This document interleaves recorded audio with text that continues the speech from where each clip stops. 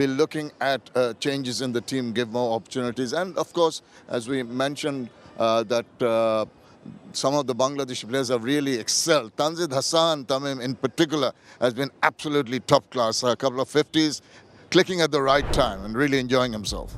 Absolutely. I refer back to that first game because he could have been out very early and it could have been a totally different start to his career.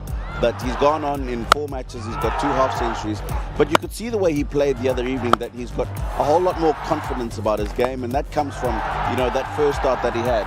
He's been phenomenal in the way he's gone about his business. And of course, Bangladesh have had a few problems up the top of the order as well. But he's certainly done himself a lot of favors in terms of probably being picked as one of the openers for that World Cup. I think he's a very fine prospect for Bangladesh, right at the top of the order. He smashed 116 in the Bangladesh Premier League this season, and 116 of just 65 deliveries, a strike rate of 178.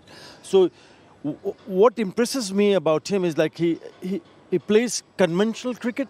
At the same time, he's not afraid to take some chances. And he's a fearless cricketer. As a youngster, you want to see that. And not only him, even Tawhid Hridoy plays in a similar fashion. Right, and talking about Tawhid Hridoy, but it was Shomo Sarkar and Tanzid who got them off to a brilliant start. But what about that collapse after that? Just the last 10 wickets for just 43 runs. That is something that Zimbabweans are going to be elated about. They will be elated, but I think as a Zimbabwean, I would be more concerned about 100 for nothing as opposed to 42 in 42 runs for the last 10 wickets. It shows that it was a good surface. You would feel that 142 Zimbabwe should have been able to chase. So I think for me, the fact that Zimbabwe didn't get early wickets, didn't get wickets in the middle part is what is the huge concern. Yeah, they did well to eventually bowl them out for 142, but I think more concerns really as opposed to looking at, 10 wickets for 42. Well, just having a look at the wickets package as we complete the collapse that Bangladesh had. And that will be of quite a bit of concern for the Bangladeshi camp. And they'll be hoping to make amends. Right.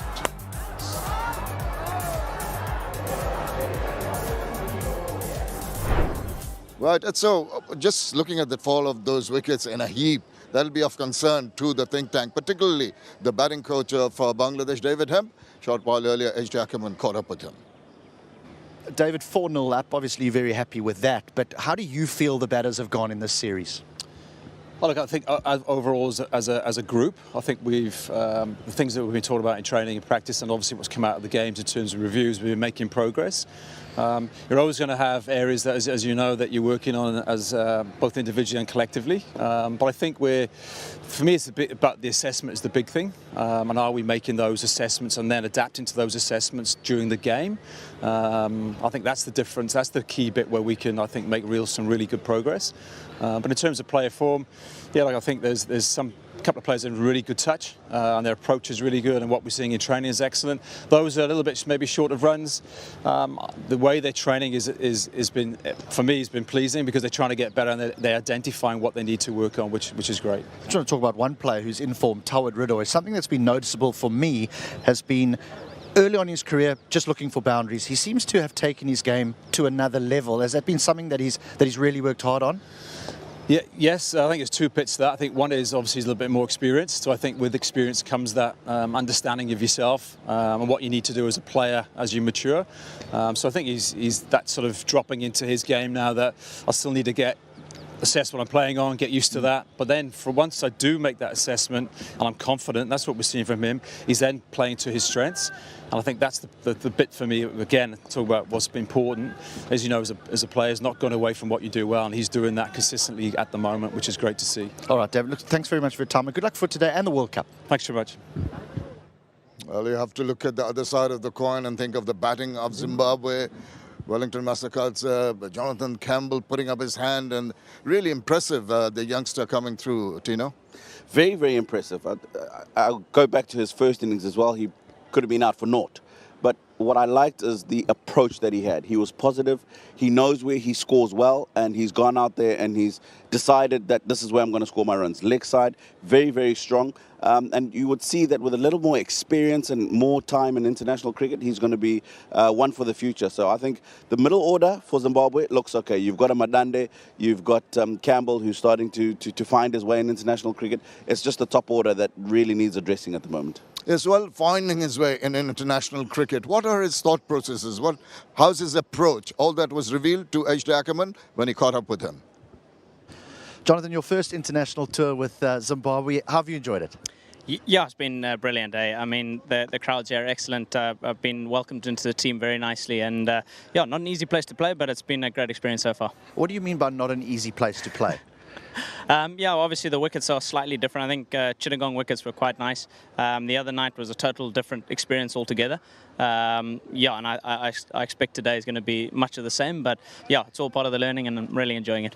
Now, it's no secret that you've got a famous surname as far as Zimbabwe cricketing circles go. Does that add more pressure on your career going forward, or do you feel it's been a bit of a luxury for you? I think certainly it's been a lot of pressure, but I think, you know, like I said earlier to someone, I think it's certainly goals that I can aspire to and try and beat. I mean, one thing, my dad never played T20 cricket, so I got nothing to compare against him in this sort of format. So yeah, really enjoying it and yeah, just embracing the experience. What about your game? I mean, you've done really well. I know the side is 4-0 down. What are the things that you feel that you need to improve to taste huge success in the international arena? I think, you know, obviously I would have liked to have batted with the sort of the more experienced guys a little bit more. I think that would have probably prolonged a couple of my innings so far. But yeah, I think there's still a lot to work on. There's a lot to learn from. There's some great cricketers, including yourself as well, that I can pick your brains and learn some stuff from. So yeah, I'm just trying to learn sort of every day and go, you know, day by day, and hopefully I can string some bigger scores together. All right, Jonathan, thanks for your time. Good luck today. Thanks very much. Appreciate it, actually. Cheers. Zimbabwe are not in the reckoning for the World Cup, but Bangladesh is, and they're pretty quickly soon going to announce their squad. I'll just pick others' brains for who you reckon should make the cut. I've actually picked my team, and it's about 12 players who are an automatic choice, but then you have three options here. So if you look at the top order, I've picked up Shumo Sharkar, Tanjit Hassan Tamim, and Litun Kumar, that I think is too good a player to miss out. So with the kind of experience, then there's very strong middle order with Tawhid Riaz, Shakib Al Hasan, Mahmudullah, Jakir Ali also.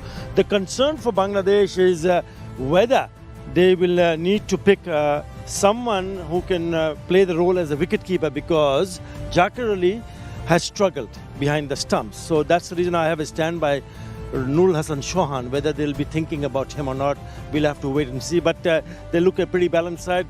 Picked quite a few seamers, and Mahdi Hassan and Shakib Al Hasan leading the spin attack. This is going to be the last game for Bangladesh before the World Cup squad is announced. But back to today, it's important how the pitch behaves. H.D. Ackerman out there, and these are his impressions.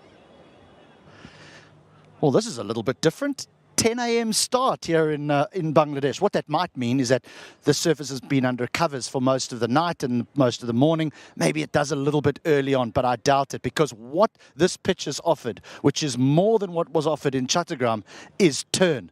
The spinners really enjoyed bowling here. You saw Shakib Al Hasan managed to get a little bit of turn. Tanveer Islam got a little bit of turn. Sikandar Raza even got a little bit of turn. Around about 2.5 degrees here in Dhaka compared to 2.2 degrees in Chattogram. So the spinners, as I mentioned a little bit earlier, have liked bowling here. But the key to bowling slow on this pitch is not to get the ball too full. If you bowl the ball too full, batters can hit you down the ground through the line. So what the spinners want to do, and even the seamers when they bowl their slow balls, is to drag their length back a little bit, 6 to 8 meters. And the ball will hold in the pitch because it's a little bit dry here in Dhaka. And instead of getting the ball in the area that they want, deep mid-wicket, they end up dragging it. Caught mid-wicket, caught backwards square leg. We saw a few of those dismissals in the first T20 international that was played here just the other day. I still don't think a team matters whether they bat first or bat last. But what I do think, though, is that the totals are coming down. If you get around about 150, 155, you're going to be in the contest. Right, so how is the pitch going to behave? We heard about that. The players have seen it.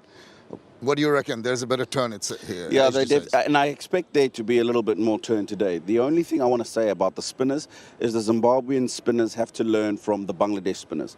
Zimbabwe very quick to bowl flat when they don't want the batsman to get after them.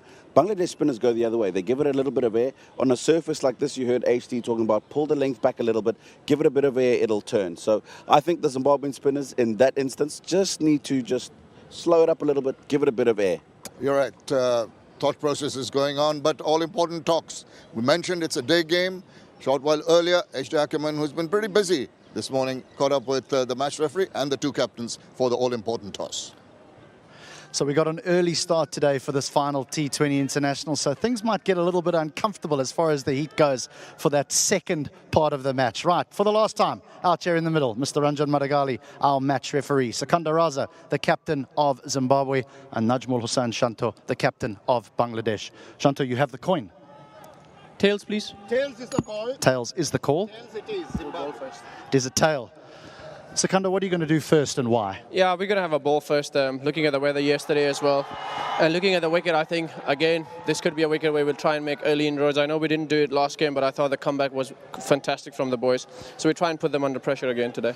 I said at the last time we met out here in the middle that things were getting closer and closer and closer. The confidence must be bringing up now. Yeah, 100%. What is really exciting for Zimbabwe and for me personally as a captain is that we've got so many debutants, so many young guys that came on this tour, and the way they held their own in Bangladesh against Bangladesh is no easy task. So a lot of positives to take on the tour. Hope the last positive to take is to try and inshallah win a game. What about changes to your side? Yeah, we've got one change. Unfortunately, we thought Garava has recovered fully, but unfortunately the last game he pulled something again, so we don't want to risk him for the last game. So he's out and Sean Williams come back in. Better for a bowler. Yeah, we went, unfortunately there's been so many injuries that the last 11 we played were basically the fittest 11 on the bench. So yeah, we were seam heavy last game, but that was only because we had too many injuries and niggles on the table. But now that Sean is fit and Garava's picked up a niggle, so we've added another batter. All right, get out of this heat and all the best for today. Thank you very much, thank you. Best selection today. Skip, you happy to have a bat first? Yes, I think it looks very good wicket. Happy to bat first. What happened the other night? You guys were in complete control, cruising at 100 without loss, and then all fall down.